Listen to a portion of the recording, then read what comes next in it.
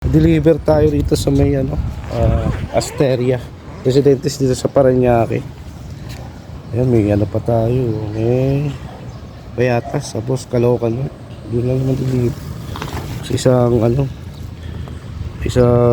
Santa Ana, Taguig. Yan, sa sobrang init nyo, pangalawang tubig ko na to. Ingat kayo mga paps, lagi kayo may baon na tubig.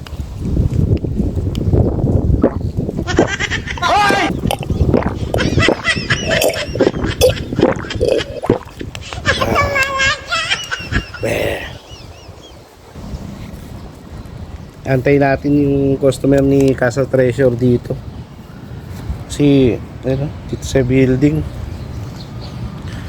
dahil pa naman building dito, nasa pa daw siya SNR. Pero okay lang yan, kaysa bumalik pa tayo bukas.